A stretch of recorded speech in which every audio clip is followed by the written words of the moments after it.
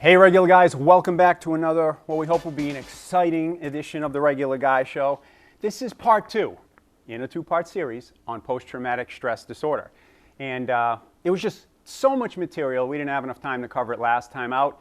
And this time we brought you a real exciting guest, in addition to our guest from the last episode, Courtney Petter, who's a licensed therapist in this matter. Not only post-traumatic stress, but she's licensed in so many other things that involve stress, anxiety, depression, anything, you name it, she can help you with it. But we thought we'd bring back a real interesting man to help you understand what it's like to go through post-traumatic stress disorder on a day-to-day basis after serving your country.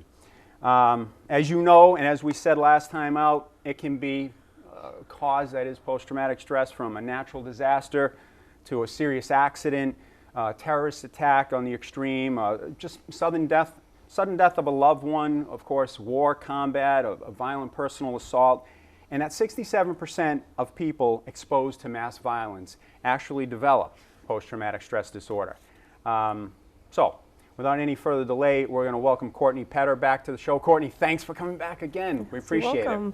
You look like you told somebody some bad news in your office. Maybe you it's too much gardening, poison ivy. I thought maybe a client gave you a solid left hand or something like that after you told them something they didn't want to hear. No, not as exciting. Well, I suppose you have insurance for that anyway.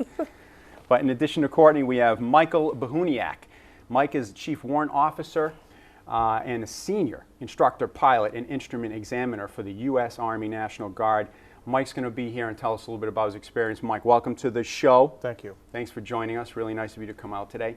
But as always, we like to get into it by asking our Bible guru, Rick Annunziata, what the Bible says and what Jesus says about any issue we're facing on this show. Now, this is post-traumatic stress disorder. I don't imagine that existed 2,000 years ago. But I know that there's always some interesting scripture that appeals to and addresses just about any problem a regular guy can face, Rick. I don't imagine it was defined, but it certainly existed. Yeah. Because of the traumatic situations back in Jesus' day. But one of the things I wanted to talk about was Jesus was at an event with a lot of people. He was speaking to the marginalized, the forgotten, the outcasts of society. He told a trilogy of stories. The parable of the lost sheep, where a shepherd goes out and leaves his flock in search of the one sheep. The parable of the lost coin, where a woman searches diligently for a lost coin.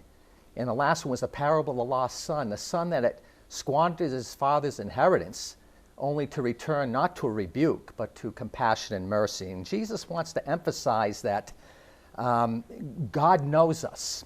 He hasn't forgotten us, that we're known. And that God diligently searches for us and diligently finds us. And so one might say, I don't feel found. I mean, I feel lost. How can I find God? And we know God has already found us. The better question to ask is, how can I let myself be found? And if I was playing a child's game like tag, I would just simply stop. And I would let myself be found. So what does that mean? That means that we stop our busyness. Yeah. We go to church. We take a walk and talk to God. We put ourselves into a position to be found. And let's not fool ourselves. We know how to build relationships, right? We go out and shake hands. We meet people and we find commonalities. Well, it's no less different with God, because it's a personality, and that relationship can be cultivated just like any other relationship. This knowing that God speaks about is a common thread throughout Scripture. And I just thought I would read a little bit from Psalm 139 that talks about that. So Psalm 139 says, "O Lord, you have searched me and you know me. You know when I sit and when I rise. You perceive my thoughts from afar, and you discern my going out and my lying down, and you are familiar with all my ways. Before a word is on my tongue, you know it completely. If I go up to heavens, you are there.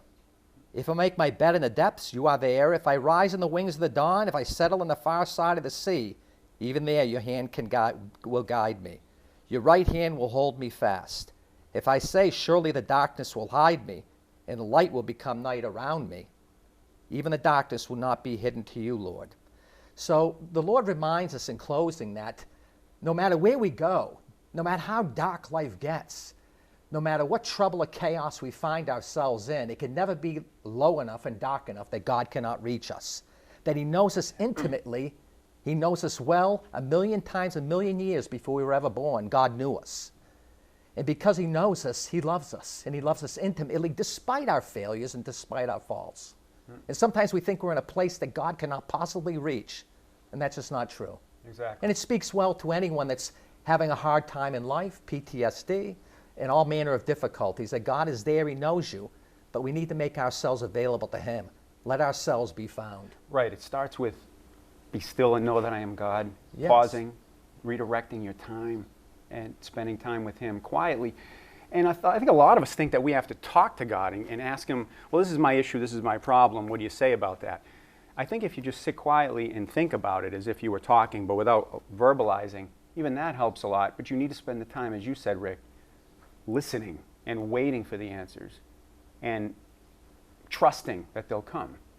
It's hard to do. It's hard for me to do. It is. I know it's hard to do. But trust and devote time in quiet to thinking about and talking to God. Just It's quiet. relationship building, Dom. Absolutely. It really is. It's Hey, relationship building. Like you always say, he wants a relationship with us. That's right. Yes, he does. Courtney, let's review it a bit. What types of situations can cause PTSD? Okay, well, you named a few of lot them. of them. Yeah, Right. you know, terrorist attacks, military situations. But in the common realm of life, most times it's abuse, childhood abuse, you know, women being abused, men being abused as adults too. A lot of clients I see, those are the main things that I see with PTSD. They're more domestic issues. Yes, domestic issues, you know, and you do have military situations that we're going to be getting into later, much more common since more people Sure. are out there doing that now. course. But what I see a lot is, you know, domestic situations. And symptoms include what? Anxiety, triggers. Anxiety, depression, weepiness, nightmares, flashbacks, hypervigilance, so really being on edge, wondering if someone's behind you, being jumpy, noises like fireworks. Wow. And I know we asked this question last time out on the show, but how could PTSD be different, and how could it be handled now for veterans versus as it was in the past when you're talking about the Korean conflict, World War II, Vietnam? Is there a difference in the way that it's handled these days versus back then? There is, you know, it's handled more seriously now. Counseling's available for people from the military when they get out of the military. Military One Source exists. It's an organization for all veterans. And I just think the way it's handled now, it's an understood situation. So the veterans are coming back in a healthier way than they used to way back with Vietnam. We got about 30 seconds left. Talk a little bit about Military One Source. I know we're going to be talking about it again with Mike a little bit later on, but give us an idea for the layperson what it Military is. One Source, it covers 12 counseling sessions for anybody who gets out of the military, and they can even get more than that if they need it. It can cover for themselves, it can cover for spouses, for families. They can come in and do counseling, all different avenues of counseling to deal with reintegration from war, from deployment, just in general if anything else is going on with them, not even military based. There's another great thing in Massachusetts that exists too called On-Site Academy. That's not for military, but that's for people who are firemen, policemen, et cetera, that they can also go to for trauma. Right, exactly. More mainstream occupations that Yeah. are, I would never call women and men in that field civilians, but they're more domestic. They're on land here, they're not Right, overseas. who still experience trauma on a daily basis in and their I'm sure that they jobs. do. We're going to wind it up on, take a quick regular guy break, but come right back because we're going to be meeting Mike. He's going to tell us a little bit about what it's like to be overseas and some of the issues that he's had to face. Stay with us.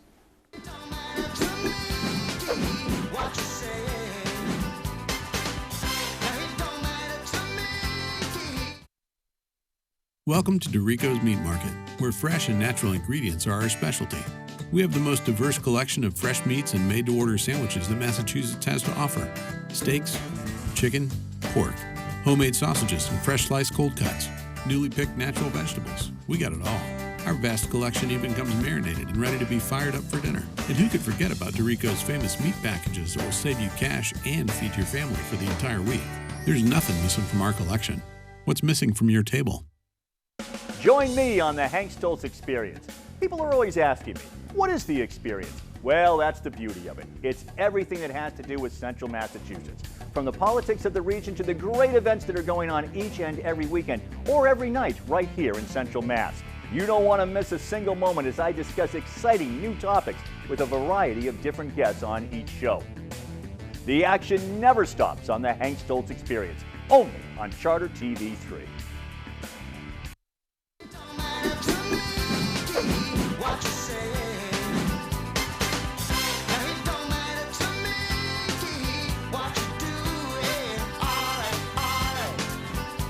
Welcome back, regular guys. We're here with Courtney Petter, a licensed therapist, Rick Annunziata, our Bible guru, and of course, Mike Bahuniak. Yes. Mike, thanks very much for joining us. You have had a lot of experience overseas. You do what I used to dream about doing.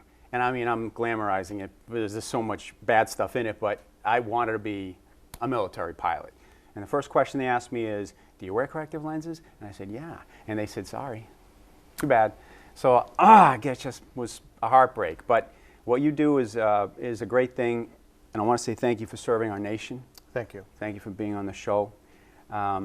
Let's ask you a little bit about what it was like. How many deployments have you had, and what difficult issues would you say that you had to confront during those deployments and during your time overseas? And you were in Iraq and Kosovo mostly, right? I was in Iraq 3 times, then Kosovo once. Okay. And as far as a unique situation, mostly for the soldiers, is being away from their families, being away from their loved ones, their children, and not knowing what's going on. So in 2003, we had no internet, we had no phone support initially, so it was going back to writing letters and trying to keep up with what's going on back home through written letters, and then those letters trying to keep up with you, because we were always constantly moving. Once we started the initial invasion going northbound, it was difficult for them to find us. Tell us a little bit about that invasion going northbound. It's initially we were attacked, or we were under attack, and the guys were constantly running into the Z Trench and putting on all their MOP 4 gear, their chemical suits, and their gas masks. The Z Trench. The Z Trench is a trench that we dug in the sand, and we would go to, and that's where we would go for safety. If we had any type of concrete revetments, we would go in there also. Okay. But we had to dig the holes in the sand, and it was actually, it built up a lot of friendships throughout that. I had a good friend that we were under the 6th attack that night that we were going out into the Z Trench, and you would hear the call come over the radio, and everybody's going through and trying to put their gear on, and my buddy Mark was like, no, let him kill me, I'm all done, because he was so tired. We were up working all day, and he was just totally mentally and physically exhausted, and I would grab Mark and then get him to the trench and get everything all set, and the next day we were laughing about it. He was, we were still tired, but So you guys were on the move quite a bit. yes, we were. Now, I noticed in some of the pictures that you sent us that the viewers at home, the regular guys at home, are looking at periodically throughout this episode. You're with a lot of young people, a lot of kids. Yes. A lot of people native to that region. How did you, and when I saw those, I said, geez, I mean, they welcomed you, and sounds like it wasn't all rough and tumble. It was just a lot of times where you didn't have a lot going on, that you were always preparing for the next move, the next mission, and you relied on each other as far as to help each other out, because if you were off on a mission and all of a sudden the unit had to move, you relied on them to move all of your gear, or if you needed somebody to talk to, you needed to go and talk to somebody. Right. And you would pick those people out, those people you could rely on. That's nice, that's nice. Emotional issues from combat. Some of the things that you've had to see and endure, I'd imagine that they've had some repercussions. Are you dealing with anything that resembles post-traumatic stress disorder? Any particular, do you have to deal with some symptoms? Well, what I saw, my wife pointed it out. After I returned, I would be a little bit more reserved. I didn't think I had PTSD. I might have some issues today, but I would be a little bit more on guard, be more aware of my situation, and like to sit where I could see everything, like in a restaurant. with your back against the wall. Exactly, yeah. Right, Courtney, that's what you were talking about earlier, the hypervigilance, right? Yep. What about noises like 4th of July or someone at a shooting range? Does that make you jump? No, that didn't. That doesn't affect me as far as it was just being around a lot of people, and then you're around other people that are strangers, not part of your unit. that you were working with. So as the deployment went on, we had more and more available to us as far as support. Yeah. So, but So you felt more camaraderie with the unit than with safety, sure. yeah, when you were with them rather than other people when you get out. you were all going through the Yeah. same experiences. Remember we were flying north back to Balad, and we were south of Baghdad, and we were flying at night under goggles. And I had a good friend of mine who was in the lead aircraft, and I was in the second aircraft, and we were engaged with a surface-to-air missile. And I watched a missile go right by my buddy's helicopter, and everything occurred in slow motion. And I said, "Oh, Mark is dead." And I thought that. And then it just went underneath his rotor system and missed him. And then they shot one at us, and it just went right outside our rotor disc. And we went through and instinctively broke and provided suppressive fire. And then we went back and we debriefed, and everybody was very happy to be alive, that they didn't have an issue. But that was something that both crews would always get together and talk about. And I think it was good that they talked about it. I was going to ask you if that helped you guys in the wake of something like that. Talking amongst ourselves would help out. Other Yeah. people No, and other didn't people weren't understand. there. They don't know. Right. Unbelievable. I was going to ask you what experiences you and your colleagues have had, your friends over there, your comrades, and that sounds like definitely one of them. Is there anything else that you would be comfortable pointing toward? Well, just living on the move constantly. We were living in a very austere environment. We had no water as far as to shower with or to shave with. Yeah. Most of the younger guys like that because they didn't have to shave. But we would sleep in the helicopters with our crews, so you'd have a 4-man crew sleep in the back of a helicopter or outside of it in the weather, because we're always on the go. We didn't have the tents or the support to keep up with us. And we lived like that for 3 months. And again, any time that we could go as a crew or as a team and go to a base that had a mess hall or base that had a shower, we would take the time trying to go through and help each other out. That's nice. And it was good bonding. It's like, You still keep in touch with some I do. of those guys? I do. It's so easy with social media, but hopefully you keep in touch with them personally, like really old school contact, and see each other, I hope. What about your return home? Well, back up a second. You described something called mission focus in a conversation. And during deployment, mission focus. Talk a little bit about that and how that impacts you now that you're home. Mission focus being out there doing your job as part of our military versus now that you're home. We were able to fill that void after you came home. We were able to make that that distinction between daily life here as a civilian again and what you were programmed to be like, mission focus when you were... When we were deployed and we were on mission, we were focused on building up to the mission, executing the mission, and then that cycle repeated itself. So you're always busy, always focused on the task at hand, and you dealt with that.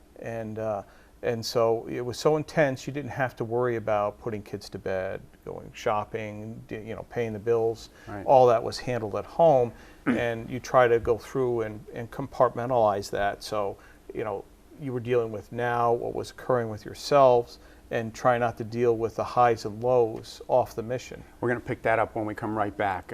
This is going to be a real good conversation. Stay with us, regular guys. We'll be back in just a moment.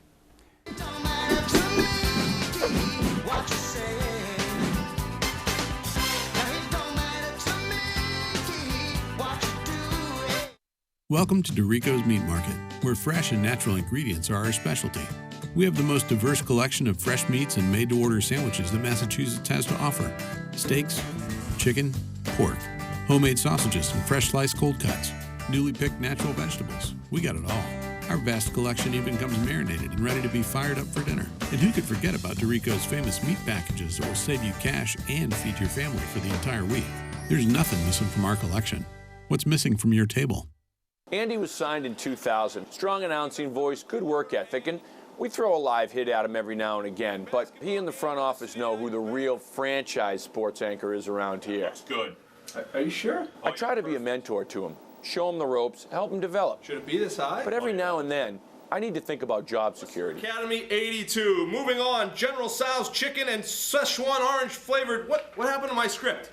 Kid certainly has a bright future here. Did he mention I'm also the news director?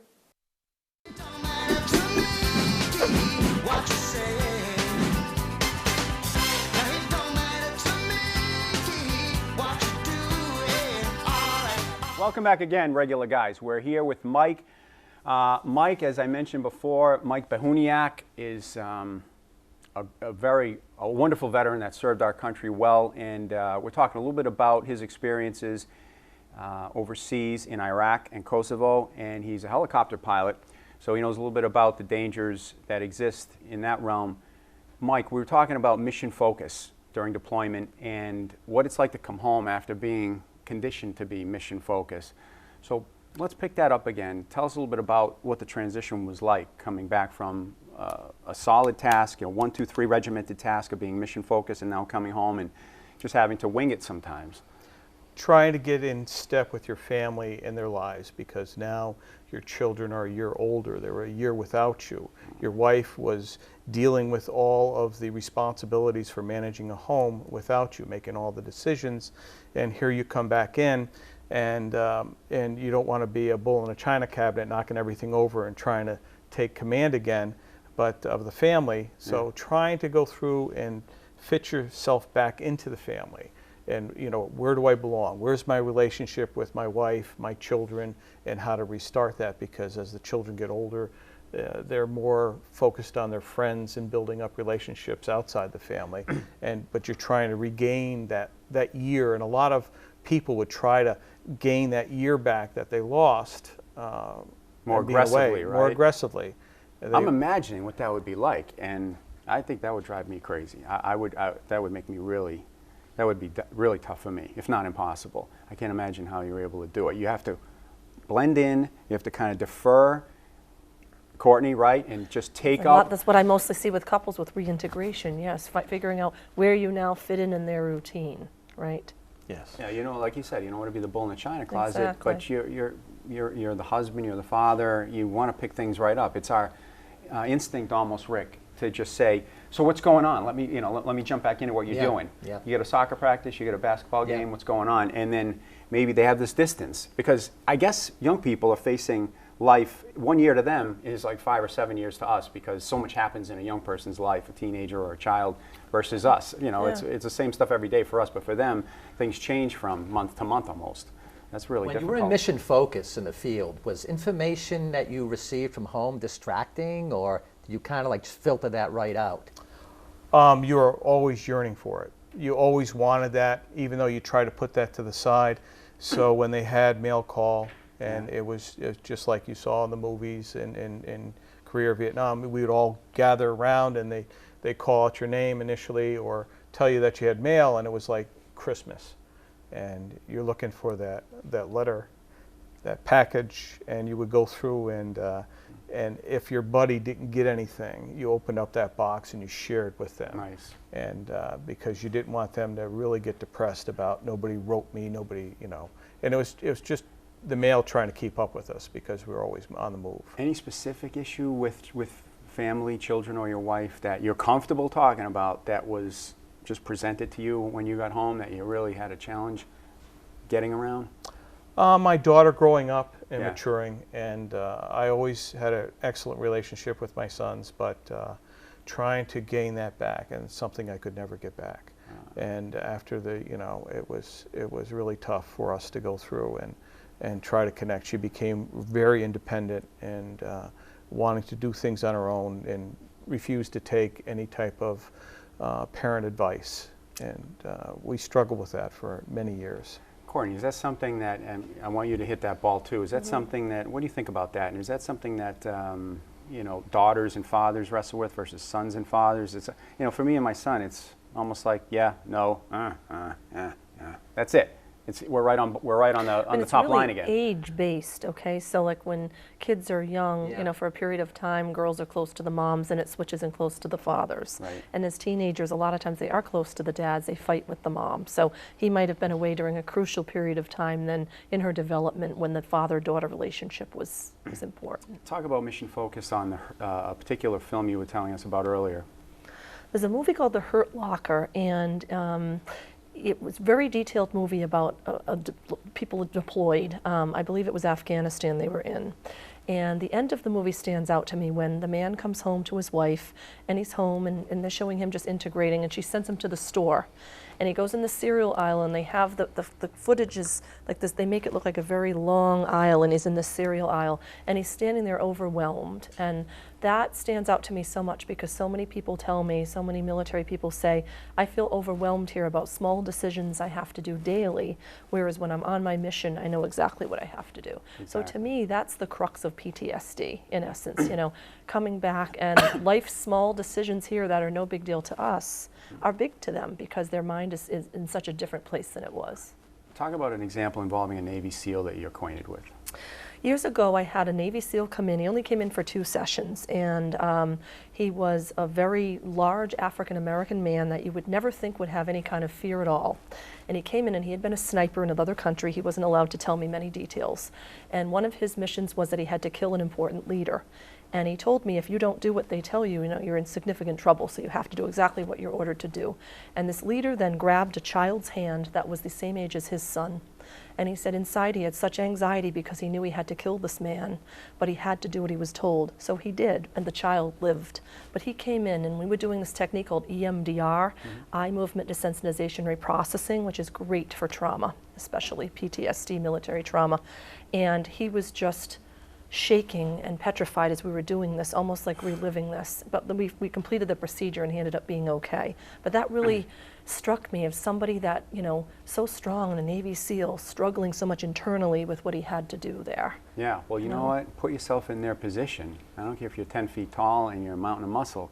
When you're in a position like that, it's kind of new to you, and the fear of the unknown and what to do and how to react, and then you see something by association, a little boy, a little girl, and that seems to be somebody that's about the same age as somebody you have at home. Yep. I can imagine. Incredible conflict. I can only imagine Yeah. how tough that It's must awful. be.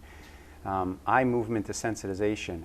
We're going to ask you a little bit about, Mike, what assistance was available to you when you got back? Was it helpful? And returning from combat, are things like eye movement desensitization helpful to veterans like Mike? Courtney, what do you think? Yes, he's not reporting much PTSD, so I can see why it wasn't really necessary for him, but definitely very helpful. And helpful also the domestic issues like I reported earlier for childhood abuse, adult abuse. It's very helpful. Good. And one source, military one source? Military one source can set people up with that. Excellent. Mike, last words. What advice can you provide to other veterans like you that have done some of the great things that you've done? Well, the command and the VA are there. They're your best advocates. They want to know if there's an issue, and they want to provide direction or guidance as far as to get you the assistance you need. You know, we continue to go through and ask our soldiers if they have any problems, and they actually provide embedded into the unit counselors and trying to go through and, you know, pry that out of somebody that might have some problems or issues. But the thing is to go through and to seek assistance and to talk about your experiences. Right. Excellent. Thank you very much. I really appreciate you being on the show. Thank you very much, Rick. Thank you. And thank you very much, thank Courtney. you for your service. Thank really you, sir. appreciate it. Thank you very much. Very unusual to have great guys like this on the show. Thank you, everybody. We'll join you next time on The Regular Guy Show.